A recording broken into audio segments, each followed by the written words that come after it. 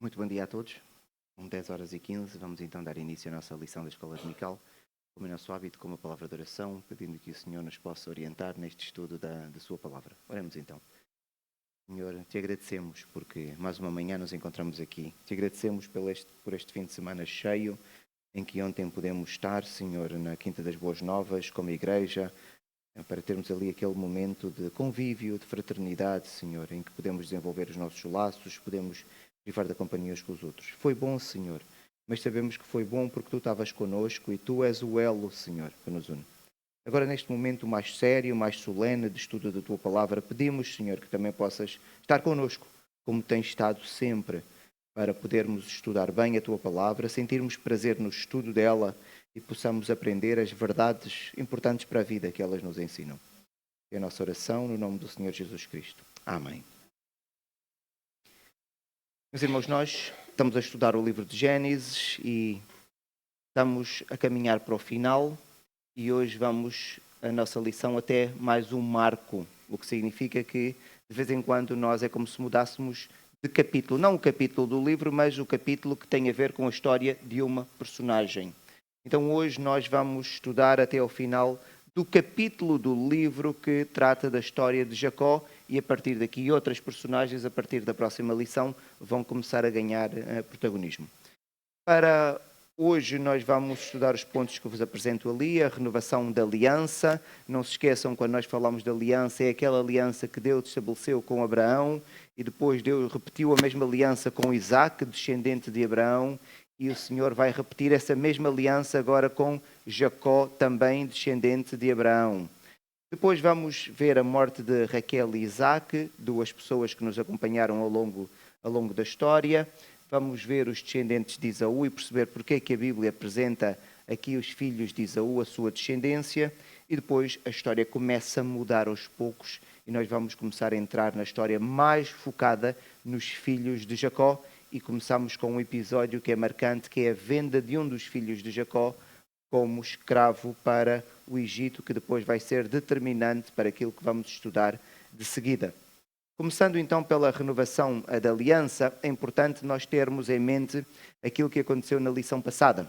Na lição passada, nós vimos que Jacó, quando ele sai de Padã-Arã, ele vai encontrar-se com o seu irmão abaixo do rio Jaboque. Depois ele vai estabelecer-se em Sucote, ainda estamos do lado da Transjordânia, e depois ele atravessa o rio Jordão, se tivéssemos olhar para o mapa para o lado esquerdo, e ele vai estabelecer-se em Siquém. Em Siquém ele está ali estabelecido, vai relacionar-se com as pessoas da terra. Jacó era uma pessoa muito conhecida por causa da sua riqueza, daquilo que eram os seus bens visíveis através dos animais, e nós sabemos pela descrição das Sagradas Escrituras que era uma pessoa muito rica. Então conseguimos também deduzir que era alguém muito conhecido. Era o estranho que chegou à terra com aquela fortuna imensa que impressionava qualquer pessoa. Sabemos o que é que aconteceu. Um dos habitantes da terra, um dos príncipes, que era o filho do senhor feudal daquela terra, Siquém, que também tinha o nome da cidade, ele vê a filha de Jacó, Diná, e viola a menina. Percebemos também que, apesar de ele ter cometido este ato reprovável, mas ele arrepende-se do que fez e decide casar com Diná. E o texto nos parece demonstrar que ele não quer apenas fazer uma reparação moral do ato que cometeu, mas ele, de facto, ficou enamorado de Diná. E vai então pedir ao seu pai para falar com Jacó, estando disponível para fazer aquilo que os filhos de Jacó desejassem que eles fizessem para que ele pudesse casar com Diná. O acordo é estabelecido entre as famílias, eles acordam que a condição importante era que os sequemitas, que era um povo diferente da família de Jacó, se circuncidassem. Então os sequemitas todos combinaram e num determinado dia, todos os homens daquela tribo, daquela etnia, eles fizeram a circuncisão. 2 filhos de Jacó, quem se lembra? Simeão e Levi. Quando eles estão na recuperação da cirurgia, no 3º dia, estão impossibilitados de fazer qualquer esforço, eles entram na cidade de Siquém e matam todos os homens. Depois de matarem todos os homens, vão saquear tudo aquilo que existe no campo, vão saquear tudo aquilo que existe na cidade. E nós percebemos que eles fizeram isso com a ajuda dos outros irmãos e se calhar com alguns dos servos de Jacó. Como se não bastasse, ainda pegam em todas as mulheres e crianças e levam como escravos. Jacó fica apavorado. Porquê? Porque agora todos os outros povos vão olhar para a família de Jacó, porque eles são as pessoas que chegaram, eles são os estranhos. E todos os outros povos vão tentar matar Jacó. Então Jacó está apavorado e ele vai confrontar os filhos, mas nós não encontramos nenhum sinal de arrependimento ou de sensibilidade da parte dos seus filhos. Pelo contrário, eles justificam bem o seu ato como algo que deveria ter acontecido. Então agora, depois disto, Deus vai dizer a Jacó para sair de Siquém e para Jacó se dirigir até uma cidade que outrora se chamava Luz, que é a cidade de Betel. E o texto diz: disse Deus a Jacó: levanta-te, sobe a Betel e habita ali. Faz ali um altar ao Deus que te apareceu quando fugias de Esaú. Então Jacó está ali em Siquém e o Senhor vai lhe dizer para ele subir ali para Betel, que foi aquela cidade por onde Jacó passou. Lembra-se quando Jacó estava aqui a fugir do seu irmão, ele ruma para norte, ele para aqui nesta cidade e é aqui que ele tem um sonho e ele tem um encontro com o Senhor. E o Senhor aparece-lhe aqui e ele vai a perceber-se que afinal Deus está ali. E ele vai considerar aquele lugar como um espaço, um lugar sagrado. E depois ele continua a sua viagem para Padã Arã. Então agora, quando ele regressou 20 anos depois, já passaram mais de 20 anos, ele está aqui deste lado, muda-se para aqui, para Siquém, e agora Deus diz para ele rumar aqui para Betel. Quando os irmãos estão a ler o texto, tem ali uma expressão. Nós não queremos simplesmente contar a história, queremos também, com isso, percebermos como é que nós devemos interpretar a Bíblia, certas expressões que aparecem. Não encontram nada estranho ali no versículo 1. Se considerarmos a geografia. Exatamente, porque Siquém está aqui, Betel está aqui, mas o texto diz o quê? Sobe. Várias vezes nós vamos encontrar isso sempre que o texto se refere à cidade de Jerusalém. Por exemplo, o Senhor Jesus era desta região e ele, de vez em quando, o texto diz que ele subiu para Jerusalém, que está um bocadinho mais cá em baixo. A palavra subir, ela pode significar ali naquele contexto duas coisas. A primeira é porque, apesar de ir para sul, mas a cidade está numa posição geográfica mais elevada. Jerusalém está num sítio mais elevado, então quando eles estavam aqui, por exemplo, subiam para Jerusalém porque Jerusalém estava numa posição mais elevada, então eles tinham mesmo que subir. Ou então tem a ver com a importância espiritual. E sempre que estamos a falar de um sítio para onde Deus envia alguém, onde o Senhor se vai revelar, então como espiritualmente no contexto em que está a ser narrado assume uma relevância maior, aquele lugar, então também se diz subir para aquele lugar, do ponto de vista espiritual. E neste caso, apesar de Betel estar geograficamente mais elevada que Siquém, mas também por causa da importância espiritual, então esta é uma palavra que os irmãos vão encontrar, não é um erro bíblico que tem a ver com a geografia. A Bíblia tem bem clara a geografia das posições, mas deve-se a isso. Então, Deus está a mandar Jacó subir para ali, Betel, aquele sítio que era sagrado para Jacó, onde o Senhor lhe tinha aparecido quando ele saiu na sua viagem e que mais de 20 anos depois ele está a regressar. Só que Jacó agora tem uma preocupação, ele vai para aquele sítio que ele considera sagrado.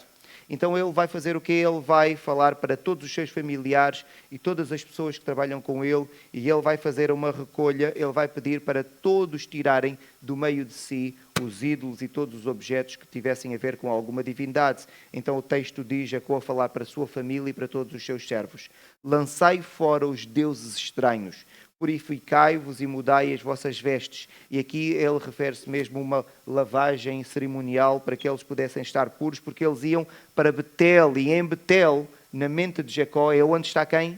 É onde está Deus. Então ele vai encontrar-se, vai para um lugar sagrado. Então ele quer que as pessoas estejam ali puras. E depois diz, farei ali um altar ao Deus que me respondeu no dia da minha angústia e me acompanhou no caminho por onde eu andei. Então ele sabe que agora vai voltar. É como se a viagem de Jacó agora finalmente chegasse ao fim.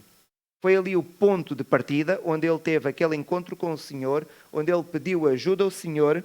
Ele agora viveu 20 anos em Padã Arã, ele voltou, ficou mais alguns anos ainda a peregrinar já na terra próxima de Canaã, mas agora ele vai chegar aonde ele partiu com a bênção do Senhor. E Jacó então tem todo este preparativo. O que é que ele vai fazer? Então recolhe todos os objetos que tivessem a ver com algum tipo de paganismo dos seus familiares e das pessoas que trabalham com ele, e ele vai ter agora aqui um comportamento que o texto nos descreve no versículo 4 do capítulo 35, que diz assim: Então deram a Jacó todos os deuses estrangeiros que tinham em mãos e as argolas que lhe pendiam das orelhas, uma espécie de brincos, mas que tinham uma conotação religiosa naquela altura. O que vai acontecer a seguir é que nós temos alguma dificuldade para compreender. Porquê? Pensemos na história do bezerro de ouro. Quando Moisés está no monte, Arão está cá embaixo e as pessoas não sabem o que aconteceu com Moisés e pedem a Arão para fazer uma divindade para eles poderem adorar. E o que é que Arão vai fazer? Recolhe os objetos de ouro e faz ali um bezerro. Quando Moisés desce do monte, reprova aquilo que está a ser feito, Arão justifica-se, diz que foi pressionado pelo povo. O que é que Moisés fez com aquele bezerro? E estamos a falar de um bezerro de um metal. Ele podia até dizer para voltar a aproveitar aquele ouro, mas o que é que Moisés manda fazer com aquele bezerro de ouro? Destruir completamente, porque aquilo era um objeto que violava o princípio da adoração apenas ao Senhor. E qualquer pessoa que tinha contacto com o Senhor sabia que Deus é o único Deus. E Jacó sabia. Mas o que é que Jacó vai fazer? E Jacó os escondeu debaixo do carvalho que está junto a Siquém. Esta passagem é toda estranha. Temos aqui algumas perguntas que podem partir a partir dela. Mas será que Jacó sabia da existência de todos estes ídolos e que os seus familiares e pessoas que trabalhavam com ele eram idólatras? Tinha. Tinha e permitiu. Por isso é que ele pediu. Porque o texto, ele não pergunta. Alguém tem? O texto diz, todos vocês que tenham, tragam. Ou seja, ele sabia e ele convivia bem com isso. De onde é que estes objetos vinham? Esta é outra pergunta que temos que fazer. Bem, algumas pessoas vieram com ele de Padã Arã, então podiam trazer os seus objetos. A Raquel roubou os objetos, as divindades, os ídolos do lar do seu pai, e eles iam passando por outras terras e iam recolhendo também as divindades, os ídolos das outras terras, porque achavam que se calhar tinham melhor proteção. Mas para mim o que mais me intriga é a terceira questão. Porquê que ele não destrói? Porquê que ele esconde? Mostra que Jacó, apesar do entendimento de que Deus era o Deus Todo-Poderoso, mas havia uma ligação ainda com as outras divindades. O receio da destruição, ou alguns estudiosos especulam que era como se fosse guardar para uma eventual necessidade futura. Ele sabia onde estavam. Porque se ele soubesse que ele não iria precisar mais, porque de facto eram deuses falsos e não tinham nenhuma utilidade, fariam aquilo que a partir do momento em que a lei é dada, sempre Deus dizia para fazer a qualquer objeto que aparecesse que fosse pagão, que era destruição total. Não havia possibilidade sequer de se dar algum uso até ao metal que alguma vez se tornou numa divindade. Então vemos aqui alguma coisa estranha no comportamento de Jacó, não é? A maneira como ele ainda lidava com as outras divindades. Havia aqui alguma permissividade da sua parte. Então depois desta purificação agora, Jacó vai partir e vai para Betel. Só que ele tem um problema. Ele agora está a partir, ele está vulnerável, porque enquanto está em sua casa, ele está organizado, monta a guarda através das pessoas que trabalham para ele, mas agora está em viagem, com os animais, toda a logística, ele está vulnerável e ele está cheio de medo. Porquê? As pessoas da terra sabem o que é que eles fizeram aos sequemitas. Então ele vai precisar de ajuda, e o texto bíblico dá-nos aqui uma expressão que nós não sabemos exatamente o que aconteceu, mas conseguimos perceber que Deus vai imprimir um medo terrível a qualquer pessoa que tivesse ali à volta e que de alguma forma tentasse pensar fazer algum mal ou algum dano à família de Jacó. E o texto diz, e tendo eles partido, o terror de Deus invadiu as cidades que lhes eram circunvizinhas e não perseguiram os filhos de Jacó, porque eles queriam perseguir os filhos de Jacó. fosse para vingança daquilo que aconteceu com os siquemitas, fosse simplesmente para roubar. Porque agora de alguém que vai iniciar uma peregrinação com milhares e milhares e milhares de animais. Era fácil, estava vulnerável para ser agora assaltado. Então Deus vai acabar por proteger Jacó e com isso aprendemos que o Senhor, quando se compromete connosco, não é como nós. O Senhor é um compromisso sério.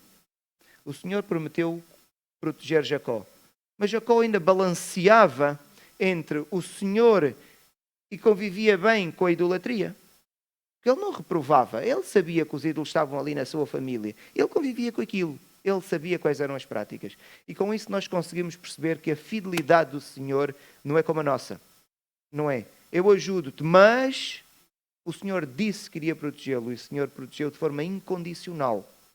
E assim Jacó pode partir e ele vai chegar a Betel. E podemos dizer que Jacó voltou ao ponto de partida. Ele agora, quando chega a Betel, ele vai edificar ali um altar ao Senhor e vai chamar aquele lugar El Betel. Sempre que encontrarem o prefixo El, tem a ver com a divindade. E grande parte dos nomes que nós conhecemos atribuídos ao Senhor começam com El, então é um prefixo atribuído à divindade. E Jacó reconhece que o Senhor foi quem o protegeu e levou para a sua viagem e trouxe-o de volta. E podemos dizer que agora a peregrinação de Jacó terminou. Ele volta agora a estar na sua terra. Em Betel, o Senhor volta a aparecer a Jacó e vai renovar aquela aliança feita com Abraão, com Isaque e agora vai fazer com ele. Qual foi a aliança que o Senhor estabeleceu com ele?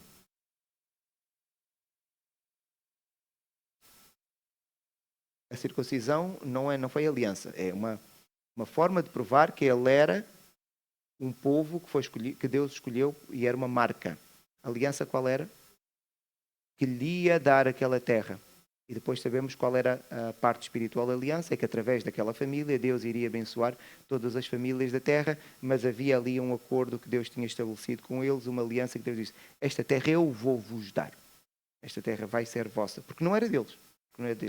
Então, disse assim o Senhor, o teu nome é Jacó, já não te chamarás Jacó, porém Israel será o teu nome. Mais uma vez Deus vai repetir a mudança de nome. E com isso nós então temos a prova de que a pessoa que se encontrou com Jacó, com quem ele lutou, antes do encontro com Esaú, não é? Se está a repetir exatamente o mesmo, era o Senhor, mas apareceu em forma humana, uma teofania. E lhe chamou Israel, disse-lhe mais, eu sou o Deus Todo-Poderoso. Sê fecundo e multiplica-te. Uma nação e multidão de nações sairão de ti, e reis procederão de ti. A terra que dei a Abraão e a Isaque dar-te-ei a ti, e depois de ti a tua descendência. O Senhor então vai repetir novamente a aliança. Gostava de fazer aqui um parênteses, porque os irmãos, quando estão a ler a Bíblia, quando nós lemos a Bíblia, nós encontramos normalmente poucas variações do nome de Deus. Nós encontramos Deus, o Senhor. Nas vossas Bíblias vão encontrar muitas vezes o Senhor, tudo em letras maiúsculas, em caps lock. Aquilo que aparece aqui, aparece Deus Todo-Poderoso, que se estivéssemos a falar na língua original, provavelmente nós iríamos ler como Alice lê, El Shaddai, que é o Deus Todo-Poderoso. E é importante nós percebermos que quando o texto está a ser escrito, Deus vai sendo apresentado de maneiras diferentes. E seria mesmo que, tentando estabelecer um paralelismo, embora não seja a mesma coisa, vou tentar estabelecê-lo comigo. Eu aqui, neste contexto, quando eu estou convosco, vocês, a grande parte de vocês, tratam-me como o pastor, não é? Mas eu sou Adilson. Mas eu, na relação que estabeleço convosco, é uma relação pastoral. Quando eu estou em casa, eu tenho uma relação com a minha esposa e ela poderá chamar-me esposo. Mas eu sou a mesma pessoa. Mas eu tenho uma relação de esposo com ela. Quando eu estou no meu contexto profissional, os meus alunos chamam-me professor, mas eu continuo a ser o Adilson, mas eu tenho uma relação com ele de alguém que é o professor. E se tiver com alguém num contexto mais amigável, pessoal, a pessoa vai me chamar o Adilson, o amigo. Mas eu continuo a ser a mesma pessoa, mas eu tenho uma relação de amizade convosco. Então, Deus, quando vamos encontrando vários nomes, é como se tivesse a apresentar uma face de Deus, contando que quando aparece um nome de Deus, nunca representa Deus na sua totalidade. Okay? É só para vermos, é uma face de Deus que está a ser ali apresentada, mas que todas elas não representam sequer a totalidade de quem Deus é, por causa da sua infinidade. Mas então a palavra que está ali é El Shaddai. Isto não é, se calhar, importante para nós, porque nós fazemos uma leitura e para nós Deus é Deus, mas para as pessoas naquele contexto não era assim. Então Deus ia se apresentando com várias faces, e isto era importante porque se alguém tivesse uma divindade e dissesse o meu Deus é o Deus da guerra, então o Deus de Israel também apresenta-se como o Senhor da guerra, o Senhor dos exércitos. Mas o outro diz, mas o meu Deus é mais afável. Mas Deus também, o Deus de Israel, também apresenta-se, o Javé, alguém que estabelece uma relação de proximidade com as pessoas. Estão a ver? Enquanto as outras divindades tinham uma característica, o Deus de Israel, porque o Todo-Poderoso, apresentava-se com as faces, com as características de todas as outras divindades, porque basta ser um que tem todo o poder, então pode-se apresentar da maneira como todos os outros se iriam apresentando individualmente. Então, quando nós lemos a Bíblia, vamos encontrar vários nomes. Há mais do que estes são os mais comuns. Então, nós vamos encontrar o El, que é a divindade suprema, e depois vamos encontrar aqueles que nós conhecemos, o Elohim, aquilo não se consegue ler, nós lemos é o Jeová ou Javé, não é? Temos o Adonai, e depois temos ali uma série de outros nomes que os irmãos já hão de conhecer, às vezes ouve-se nas músicas, ou se forem para um país que não permite, por exemplo, que nas matrículas dos carros personalizadas haja nome de divindades. Uma vez contaram-me alguém no Canadá, não podia ter nenhuma conotação religiosa, e alguém meteu Adonai. É uma palavra que não tem significado no inglês, mas a pessoa sabia o significado dela. Eu queria destacar aqui, ali, o tetragrama. São 4 letras, por isso os irmãos de vez em quando vão ver o tetragrama, por causa de serem 4 letras. Esta é a palavra que, quando aparece no original, quando vai ser traduzida para as nossas Bíblias, aparece Senhor com letras maiúsculas, em caps lock. Não é? O que é que acontece?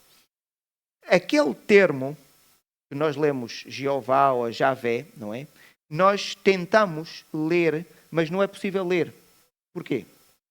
A partir do 3º século antes de Cristo, os judeus, o povo de Israel, com medo de violar o mandamento de usar o nome do Senhor em vão, o que eles vão fazer, eles deixam sequer de dizer o nome de Deus. Então eles vão, em vez de dizer aquela palavra que ali está, eles começam a utilizar, substituem por Adonai. Acaba por ser o termo mais correto. De tal maneira que se hoje, um de vocês estiver a falar com um judeu e estiverem a ler a Bíblia na língua hebraica, imagina que nós falamos hebraico, o judeu nunca vai dizer aquela palavra. Ele não diz, porque ele acha que está a profanar o nome de Deus. Usando aquela palavra, vamos dizer que é Javé. Então ele vai vos dizer Adonai. Ele está a ler o tetragrama, mas ele vai dizer Adonai, porque ele acha que é uma violação da divindade.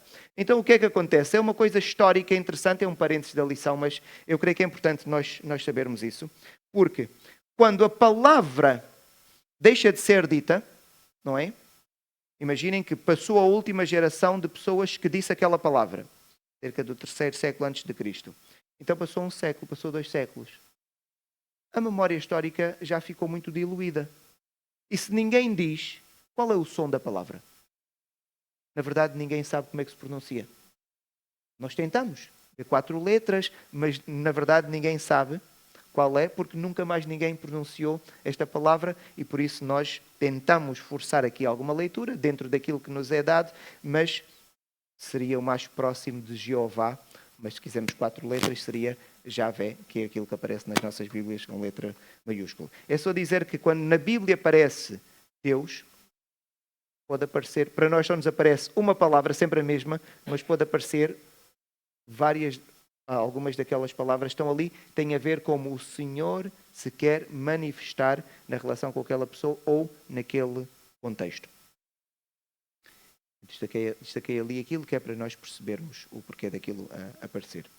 Então, meus irmãos, agora ele vai estabelecer-se ali em Betel, mas pouco tempo depois o texto a partir daqui não nos dá uma ordem cronológica, nós não conseguimos seguir como às vezes conseguimos com mais facilidade.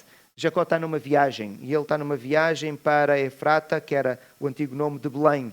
E ele, nesta cidade de Belém, está mais abaixo de Betel, então ele está a ir para Belém, e Raquel entra em trabalho de parto, e Raquel vai dar à luz a um filho, mas durante o trabalho de parto ela dá à luz e ela acaba por desfalecer, só tem forças para dizer o nome que ela gostava que a criança tivesse, mas ela acaba por morrer. E diz o texto, partiram de Betel, estão a ver, Jacó ainda estava a Betel, e havendo ainda pequena distância para Efrata, deu à luz Raquel um filho, cujo nascimento lhe foi a ela penoso.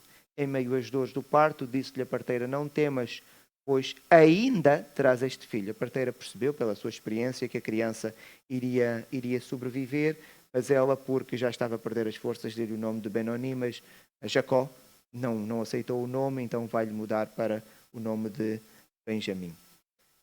Temos que fazer aqui uma reflexão interessante, porque nós, quando lemos a Bíblia, nós devemos estudar a Bíblia. Porque se lermos a Bíblia, muita coisa vai nos passar. O estudo é necessário para nós compreendermos aquilo que lemos. Jacó, quando ele vai para Padã Arã, estamos a falar de um homem, se fosse no nosso tempo, dizíamos, avançado em idade. Os cálculos mais baixos apontam para alguém com 60 anos, até a quem considera que ele teria 70 ou 77 anos. Mas vamos trabalhar com um cálculo baixo. Jacó estaria com 50, 60 anos. Ele chega para Padã Arã e encontra quem? Raquel. E ele quer casar com Raquel. Raquel não era casada. Se Raquel não era casada naquela altura, nem Lia, que era a irmã mais velha, elas não tinham 20 anos. E se tivesse, era muito estranho as duas irmãs não estarem casadas com aquela idade de uma família rica. Algum rapaz já teria tido algum interesse. E não se esqueçam que a Bíblia descreve-nos Raquel de que forma fisicamente? Era muito bonita, era muito formosa. Já algum rapaz tinha visto. Mas ela não era casada, o que significa que ela era de facto muito jovem. E quando Jacó chega ali, ele vê e Labão diz, antes de dar-te a ti, que és meu familiar e conheço, do que dar a um estranho. Então ela estava em idade de casar e as meninas casavam com menos de 20 anos naquela altura, de uma maneira geral. De uma maneira geral. Não é? Como é que Raquel morre tão cedo? Podia ter sido porque entrou em trabalho de parto. De facto, é verdade. Estamos a falar de uma diferença de 40 a 60 anos. Raquel morre muito cedo. Não morre como Sara. Nem sequer como Rebeca, nós não temos a indicação da morte de Rebeca, mas pelo contexto conseguimos perceber que viveu, se calhar, mais de 100 anos. Por que é que Raquel morre tão cedo? Há aqui duas coisas que nós devemos considerar. Raquel, quando ela teve José, ela faz um pedido ao Senhor. O pedido é que o Senhor lhe desse mais um filho. O nome José é isso mesmo. Ela está a pedir, dá-me mais um filho, Senhor. É o nome que ela deu ao filho José. Mas havia uma maldição que pairava sobre Raquel, que ainda não tinha sido cumprida. E ela tinha que ser cumprida. Alguém consegue saber qual era?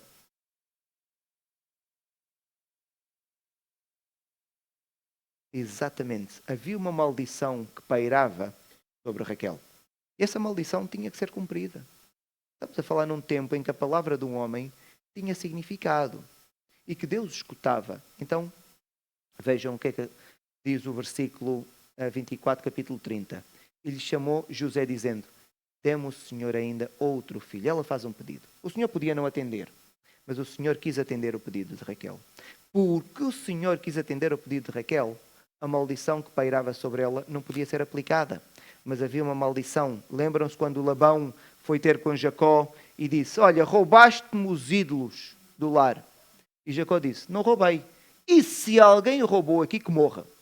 Vejam, não viva aquele com quem achares os teus deuses. Esta pessoa tem que morrer.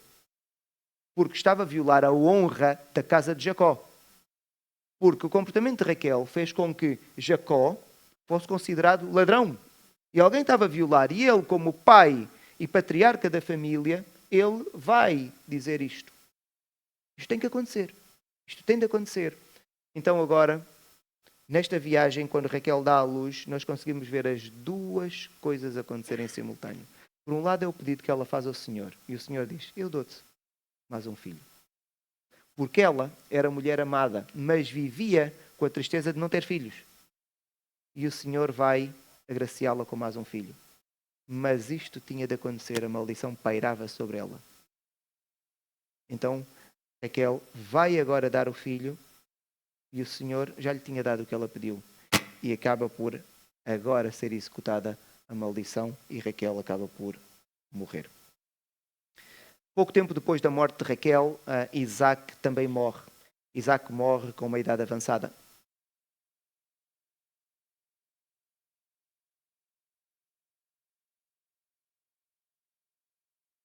Deus sabe. Eu creio que não era necessário, porque quando aqui diz, não vive aquele que achares, sim, Labão não achou, mas Deus sabia.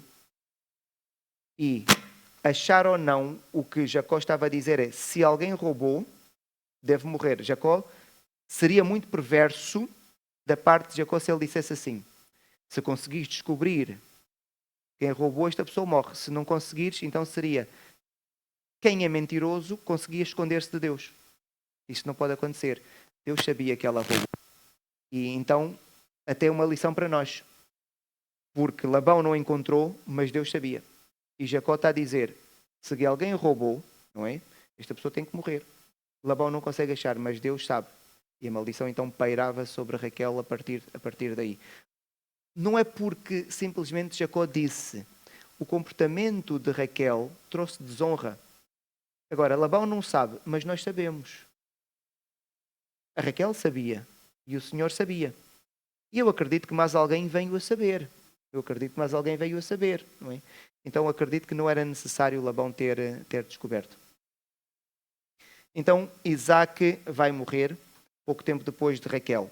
E diz o texto, veio Jacó a Isaac, seu pai, o que significa que Jacó reencontrou-se novamente com o seu pai, não é? Amar a Kiriat Arba. Kiriat Arba era o nome de Hebron, não é?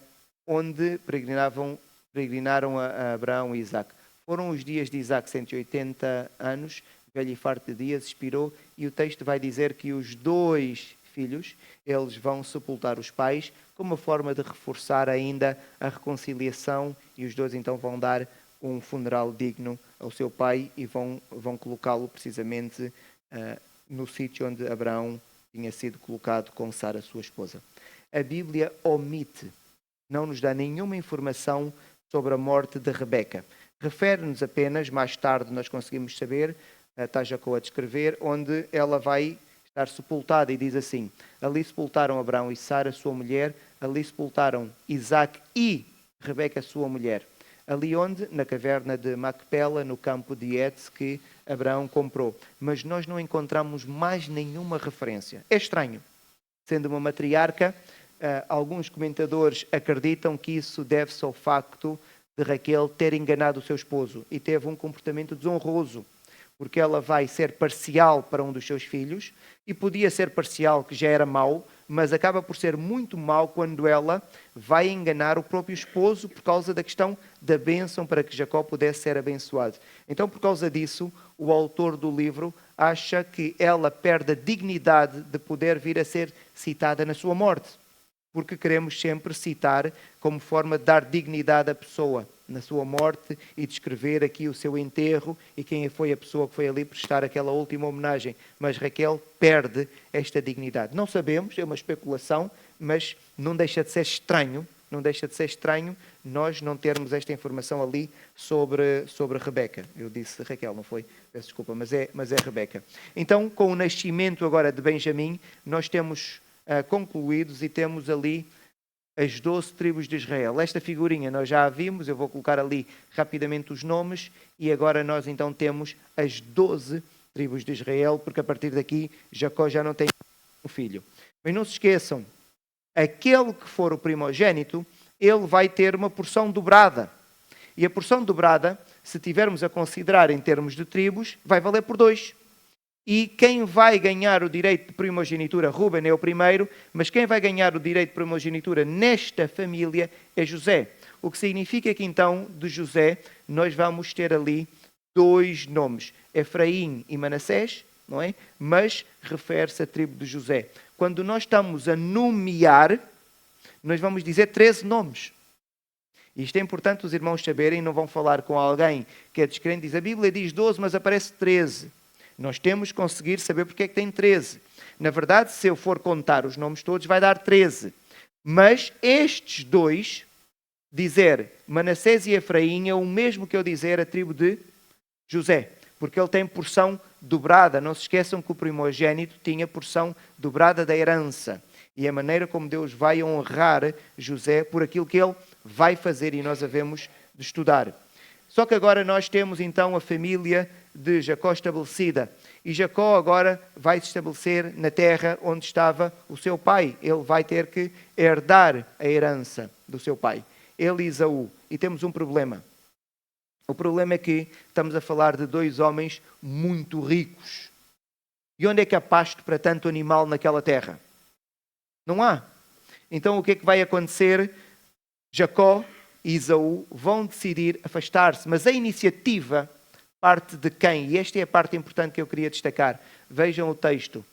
Levou Esaú todas as pessoas da sua casa e seu rebanho e tudo o que havia adquirido na terra de Canaã e foi para outra terra, e ele apartou-se então do seu irmão e foi para a terra de Seir, que nós conhecemos como Edom. Edom significa vermelho, em alusão ao prato de lentilhas que Esaú comprou de Jacó, que era avermelhado, então ficou sempre conotado aquele episódio como Esaú o vermelho, Edom, não é? Então, eles vão se apartar um do outro e Israel, que é Jacó, vai se estabelecer aqui, e então Esaú vai se estabelecer aqui na região do Seir. Não acham estranho isto? É muito estranho, porquê? Eles viviam aqui, nesta região. Quem é que saiu de casa? Foi Jacó. Jacó esteve fora 20 anos. Depois, quando volta, estabelece-se aqui em cima. Mais muitos anos ele vai estabelecer-se aqui. Esaú estava por aqui. Como é que agora Jacó vem aqui para a sua terra de origem? Esaú decide sair. Nós conseguimos ver que Esaú de certa forma compreende. Ele sabe. A bênção não lhe foi dada a ele. Ele sabe. E ele sabe que a primogenitura também não é dele. Então conseguimos ver aqui alguma honra e dignidade no comportamento de Esaú. Porque ele podia dizer ao irmão, olha, tu que chegaste 20 anos depois, estiveste fora, não dá para nós estarmos aqui. Podes voltar mais ou menos para Siquém, onde já estiveste. Ou então, olha, tens a parte de baixo, podes ficar e eu fico aqui nesta parte. Mas ele não faz isso. Então nós conseguimos ver que Esaú tem consciência de que o herdeiro do nome da família, o descendente que vai herdar aquilo que é a obra do avô e do pai, vai ser o seu irmão. E por isso então ele vai afastar-se do seu irmão e migra para esta região do Seir, a região que depois ficou a terra dos Edomitas. Vai ficar a terra dos Edomitas. É a terra de Esaú e Jacó vai se estabelecer ali. Então temos aqui dois povos irmãos. A partir do versículo 36, nós vamos encontrar uma daquelas partes chatas da Bíblia. Vamos encontrar uma série de genealogias. E aqui vamos encontrar a genealogia de Esaú. E é importante nós encontrarmos estas genealogias, neste caso em particular, por duas coisas. A primeira era uma forma de escrita. Quando o texto estava a ser escrito e o autor queria fazer uma quebra do texto, imagina que eu estava a escrever num processador de texto Word e eu quero fazer uma quebra do texto, eu dou o Enter, fica ali aquele espaço. Só que, quando a Bíblia foi escrita, não havia espaços, nem sequer entre palavras. Imaginem então como é que é um texto escrito e não há espaços no meio. E não há nenhuma máquina para nós deixarmos ali espaços. Então, nós queremos às vezes fazer uma quebra da narrativa para dizer, vamos mudar de capítulo. Então, aquilo que se fazia, havia coisas que se metiam no meio da narrativa para que o leitor percebesse que vai mudar de capítulo. E uma das formas que se fazia quebra de ideia do texto, mudança de capítulo, era colocar, por exemplo, genealogias. Então, estávamos a falar sobre uma família, vamos agora dar ênfase ou a mesma família num aspecto diferente, ou outra família, outra personagem, então introduzíamos uma genealogia. Então aqui o texto está a fazer uma quebra. Está a fazer uma quebra e vai apresentar-nos então aqui, era um estilo literário na altura, a genealogia de Esaú. Mas isto, para além do estilo literário, também tinha uma outra utilidade. A utilidade era o quê? Era nós podermos ter a certeza de que Deus cumpriu aquilo que Ele prometeu. Porque a Bíblia tem sempre de provar que Deus faz o que promete e Deus não mente. Lembram-se da promessa que tinha sido feita a Rebeca quando ela estava grávida, porque a gravidez foi muito dolorosa, de tal maneira que ele disse, eu prefiro morrer. Então, o que é que o Senhor lhe disse? No teu ventre, eles lutam. O que é que há dentro do ventre dela? 2 nações. Como é que eu agora vou provar que saiu uma nação da parte de Esaú? Então, Deus faz questão de colocar o quê? A genealogia, precisamente para mostrar. Uma nação saiu dali com príncipes, reis e pessoas poderosas.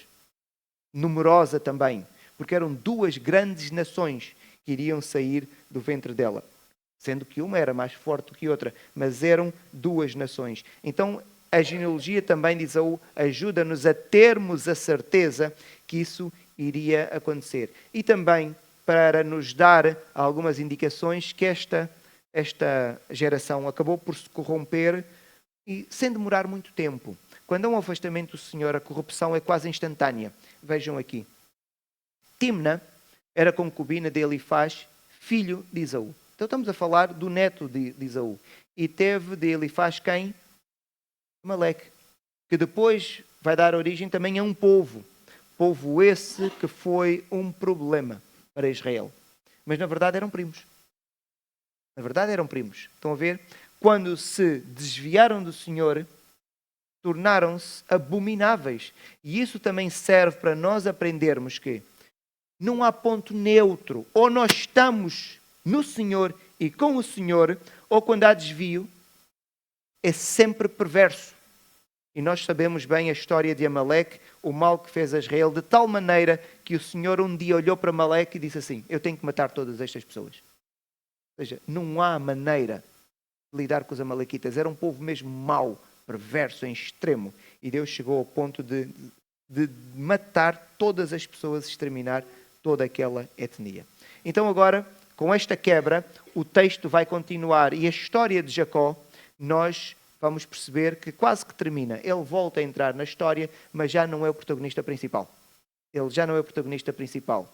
Ele vai aparecendo, sim, porque é o patriarca da família, mas agora, a partir do 37, os seus filhos passam a ser os protagonistas da história. Não estou a dizer com isso que passam a ser as pessoas que vão fazer aquilo que é certo, mas passam a ser as pessoas de destaque na história. Então, Jacó, não nos podemos agora esquecer, ao afastamento de Esaú, Jacó está bem estabelecido na terra de Canaã. Está estabelecido, continua a prosperar, então ele tem agora os seus filhos, que são os pastores dos seus rebanhos e também são as pessoas que vão administrar tudo aquilo que ele tem. O texto bíblico, de uma forma muito subtil, dá-nos aqui uma indicação que nos vai ser útil para depois, que é aquilo que Ruben vai fazer. Mas devemos perceber que já havia aqui algumas pretensões. Jacó tem 12 filhos.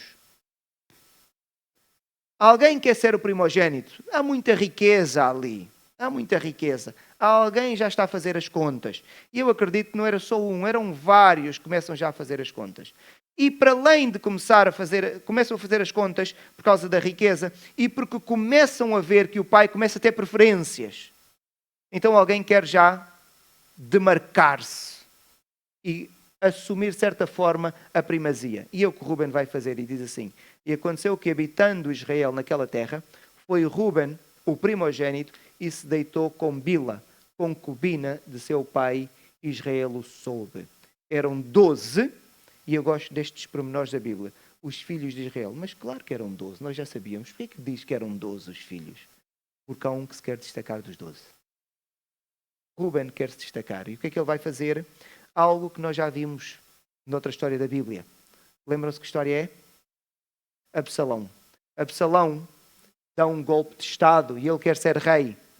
E se alguém tem dúvidas da pretensão de Absalão, que é ser o sucessor do seu pai, o que é que ele vai fazer?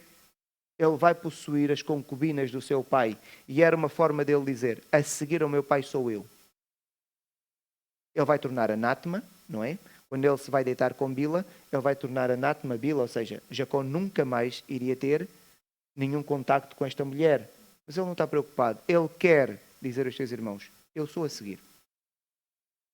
E nós vamos perceber porquê. Porque o pai começa a ter preferências. E ele sabe, a primogenitura pode cair.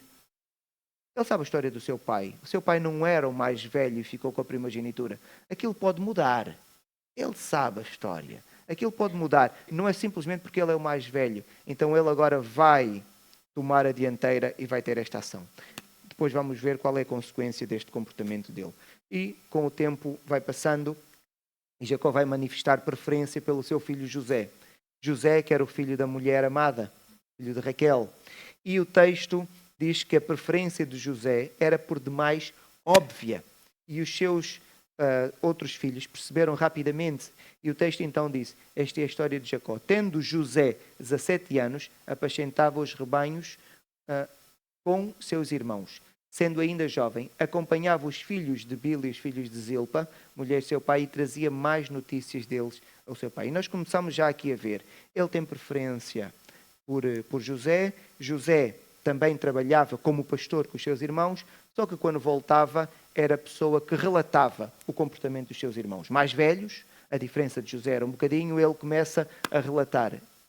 Eu nem sei mesmo verdade, não. Eu vi agora, tens aí um gesto, parece que o nome...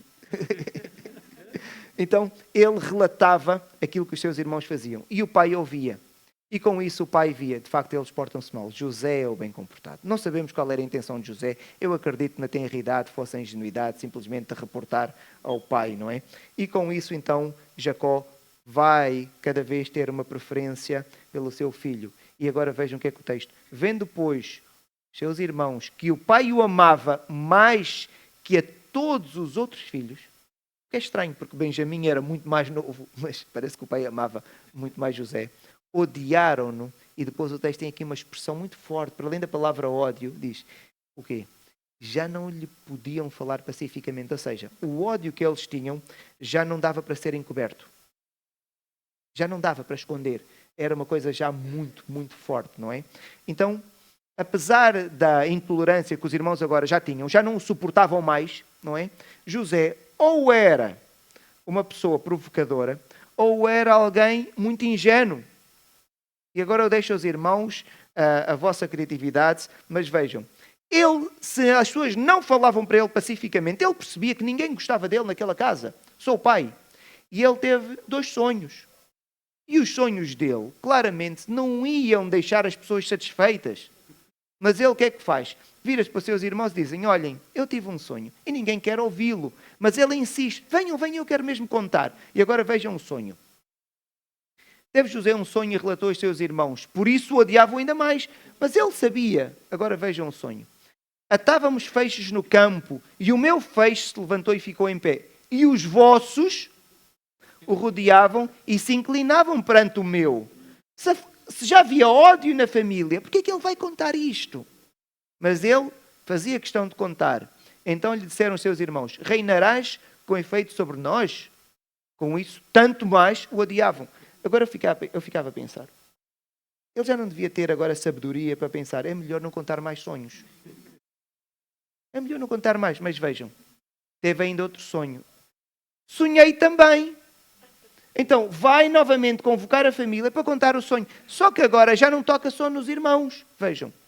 Sonhei o sol, a lua e 11 estrelas. Espera aí. Então, os 11 são os irmãos, mas o sol e a lua não são irmãos. São alguém que está acima dele, não é? E percebe-se claramente que ele está a referir-se a quem? Os pais, não é? Os pais.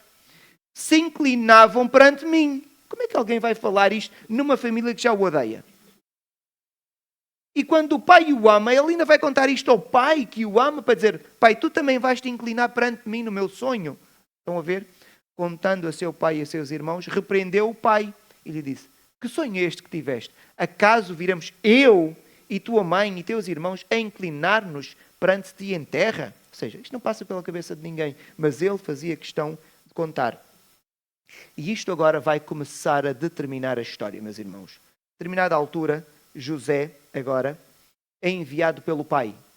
E eu coloquei aqui o mapa porque eles viviam nesta região. Estão a ver? E os filhos de Jacó estavam a pastorear em Siquém.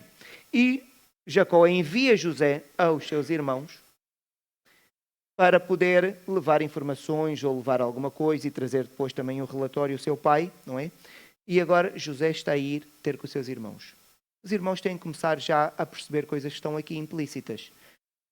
No início da história, quando José tinha 17 anos, o que é que ele fazia com os seus irmãos? Pastoreava. Mas agora, os irmãos estão a fazer o quê?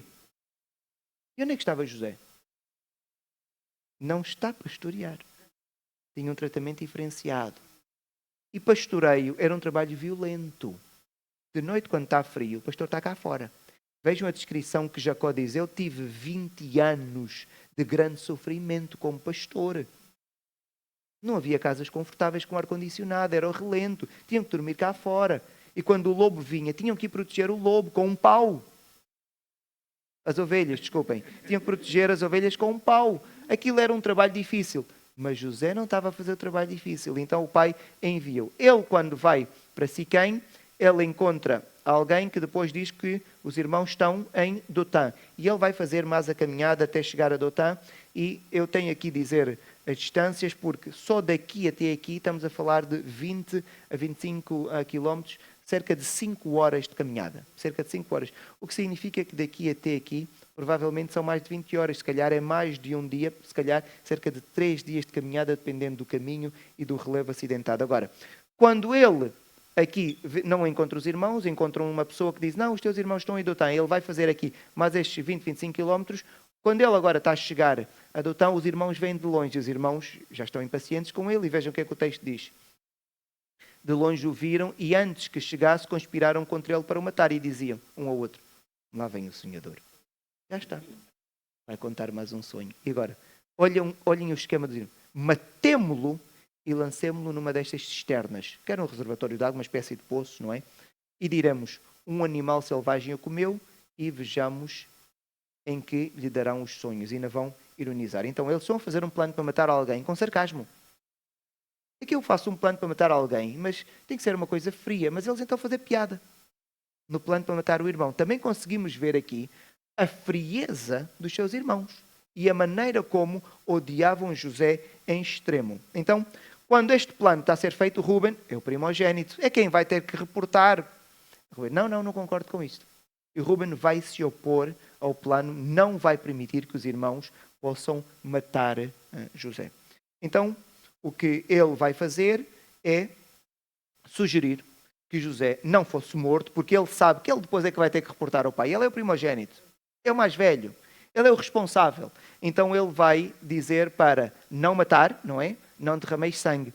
Vai dizer para colocar simplesmente na cisterna. O que Ruben quer é ganhar tempo.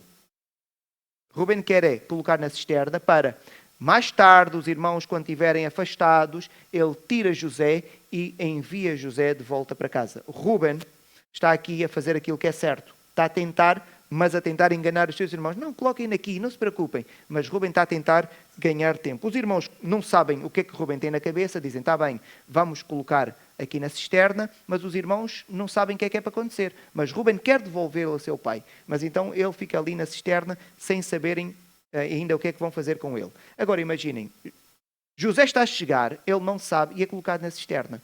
Ele, quando é colocado na cisterna, com certeza ele está aos gritos. Ele não percebe porque é que os irmãos estão a fazer isso com ele. Ele não está à espera de receber esse comportamento da parte dos irmãos. E o texto, com o pormenor, mostra-nos coisas surpreendentes destes homens. Então o texto diz, e vejam a cadência do texto, eles colocam José na cisterna e depois a seguir vão comer pão. Ou seja, o irmão vem, eles planearam matar o irmão, eles prendem o irmão na cisterna, o irmão está aos gritos. E o texto diz, estão eles sentados a comer pão, descontraídos. Eu fico a pensar, que pessoas são estas? Como é que ainda têm fome? Depois de um plano destes, o irmão aos gritos, aflito. Porque não vamos pensar como as que colocaram José e José foi ali calminho. Não. Isto não acontece. não é? Então, eles agora estão a comer. O texto não nos dá a indicação direta, mas nós sabemos, pela leitura que fazemos, que José está na cisterna, os irmãos estão a comer e Rúben afasta-se. E está a ver agora uma caravana, está a vir, de medianitas em direção ao Egito. E o que é que Judá diz? Olha, vamos vendê-lo. Vamos vendê-lo como escravo. Não o matamos, não temos sangue nas nossas mãos, mas pelo menos livramos-nos dele. Ele é escravo de alguém e assim sai da nossa vista. E o que é que eles fazem? Pegam em José, quando a caravana está ali a passar, devem fazer alguma negociação e José é vendido pelo preço médio de um escravo. Não é? Agora, como é que se vende o próprio irmão? E eles vendem José como escravo. Rúben chega. Rúben estava afastado, quando chega fica em pânico. Porquê? Abre a cisterna, José não está lá dentro. O que é que aconteceu? E os irmãos dizem, olha, foi vendido como escravo. Já não há nada a fazer. Já não há nada a fazer. E agora Rúben, vejam.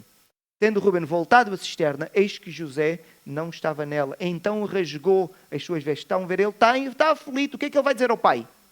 O que é que ele vai dizer ao pai? E voltando a seus irmãos, disse, não está lá o menino, e eu para onde irei? Eu gostava de saber o que é que, se calhar, alguém disse. Já foi vendido. Descontraídos, não é? Então agora está Rúben em pânico, e eles não sabem o que é hão de fazer. Não é? E alguém, Judá, tem uma ideia, e diz, vamos matar um animal. Matemos um animal, não é? Pegamos no sangue do animal, colocamos aqui na roupa de José, e enviamos a roupa para o pai. Mas eles não foram levar a roupa. Leiam bem o texto. Eles deixam, e nem dizem o que é que acontece. Eles podiam dizer, pai, olha, um animal atacou, vimos o lobo ainda fugir. Eles só enviam a roupa e dizem, olha, vê se é do teu filho José. Eles deixam que seja o próprio pai a especular o que é que acontecesse. Então, Jacó, quando recebe a roupa de José, não é, com sangue, Jacó chega à conclusão que um animal que o matou. E o texto diz que Jacó fica profundamente triste. E eu gosto desta expressão aqui no final e diz assim, e de facto o chorou seu pai. E ninguém conseguia consolar Jacó. Morreu o seu filho preferido, o seu filho amado. Há aqui algum pormenor que eu gostava que nós víssemos antes de terminar. Temos 2 minutos, eu espero conseguir. O texto é repetitivo. O texto é por demasiado repetitivo, vejam. Quando está a falar de José e da roupa, porque José, com 17 anos, andava com os irmãos, era pastor. Depois o pai fez-lhe uma roupa. E o texto está sempre a dizer, túnica, talar, de mangas compridas. Mas logo que chegou José, seus irmãos despiram-no, podia só despiram da túnica, mas o texto sempre diz, túnica, talar, de mangas compridas. E depois o texto, quando tiram a túnica de José, metem sangue, não é? E enviam a Jacó, e o texto vai repetir. E enviaram, podiam só, enviaram a roupa. Não, o texto vai repetir. Túnica, talar, de mangas compridas. E quando a Bíblia nos dá isso, nós devemos perceber porque é que nos está a dizer aquilo tantas vezes. Porque a túnica talar não era apenas esta descrição, não é apenas estética, também demonstra posição social. Para já, ninguém no campo trabalhava com mangas compridas. Então José tinha uma túnica que tinha o quê? Mangas compridas. É alguém que tem um trabalho, se fosse no nosso contexto, um trabalho diferenciado. O trabalho de escritório. Antigamente, nos anos 90, quando alguém tinha um trabalho de escritório, as pessoas ficavam todas impressionadas. Trabalho de escritório, que não é manual. E as pessoas ficavam todas impressionadas. Toda a gente queria um trabalho de escritório. Pronto, o mundo já mudou, não é? Mas esta era a ideia. Então, José era aquele que tinha o trabalho de escritório. Os outros eram pastores. José já não era. E dá-nos aqui outro pormenor, que é a túnica talar. E o talar tem a ver com o talos. O talos é um osso, nós às vezes conhecemos com um outro nome, astrágalo, que é o osso que está cá em baixo, não é? Antes do calcânio. Então é um osso que está cá em baixo mesmo. E a túnica de José vai até lá abaixo. Eu fico a pensar, agora meus irmãos, permitam-me só tomar-vos 2 a 3 minutos do vosso tempo. Pensem bem. E isso ajuda-nos a perceber um bocadinho de José também. Dos seus irmãos já vimos porque é demasiado claro que eram pessoas com má índole, más pessoas. Mas agora vejam de José. José vai fazer um caminho de mais de 60 quilómetros para ir ter com os seus irmãos. Porquê que ele não vai com uma roupa confortável? Ele vai com uma túnica talar de mangas compridas. A túnica talar é até lá em baixo. Não dá jeito para andar. Imaginem um vestido que as mulheres utilizam nos casamentos. Não dá jeito. Os seus irmãos usavam uma túnica, não era talar. Tinha que ser aqui, que é o que permitia correr, fazer um movimento de maior amplitude de pernas. José vai de túnica talar ter com os seus irmãos, é a mesma coisa que eu. Vaidoso de fato e gravata, não é? Vocês estão no trabalho na Quinta das Boas Novas, a fazerem lá um trabalho de limpeza, e eu vou ter convosco, dar-vos informação, faço o meu trabalho, mas vou de fato e gravata para me distinguir de vocês. Chego lá, vocês no meio do campo, das ovelhas, eu também, mas sempre assim vestido. Olhem, eu venho aqui trazer... Mas porquê é que eu não me visto de uma maneira mais confortável? Nós também conseguimos perceber aqui um bocadinho da índole de José. Ele vai de túnica talar para o meio do campo, para o meio do mato. Mas era ele se distinguir dos seus irmãos. Ele também sabia que aquilo ia. E isso também iria provocar mais ódio dos seus irmãos. Então, José é vendido, ele vai para o Egito, e isso depois vamos ver. O que é que vai, porque é que vai ser importante? De José podemos ver que era vaidoso. Era alguém insensível. Os irmãos com trabalho braçal, e ele aparece lá de seu fato e gravata. Quer dizer, eu vim trazer-vos um recado do pai. Dos irmãos, o que é que nós aprendemos? Pessoas ofensivas, frias, assassinos, irmãos. Mas eles não mataram. Mas eles queriam matar. Deus julga o quê? A intenção. Eles só não mataram porque Rubem não deixou. Mas eles, então, da intenção, eles são o quê? Assassinos, não é? São pessoas que não têm nenhum amor pelo pai. O filho preferido do pai. Está certo que eles podem ficar tocados, mas eles enviam a túnica para o pai pensar que o filho preferido morreu. Como é que um pai fica com a morte de um filho? E eles continuam a comer pão. Não é? E nós conseguimos perceber que Deus não omite nada para nós sabermos a maldade humana. E que mesmo assim Deus trabalha com pessoas tão más como estes homens. E Deus vai trabalhar com estes homens. De tal maneira que estes homens são os patriarcas das 12 tribos de Israel. Não é? Até custa pensarmos assim. Mas serve para nós pensarmos que não há pecado que Deus não consiga dizer, não vou perdoar. Não. Deus, de facto, é alguém que nos surpreende. Nos surpreende. Peço desculpa tomar o vosso tempo, meus irmãos. Começamos às 11h35. Está bem? Marcos, por favor. 11h35.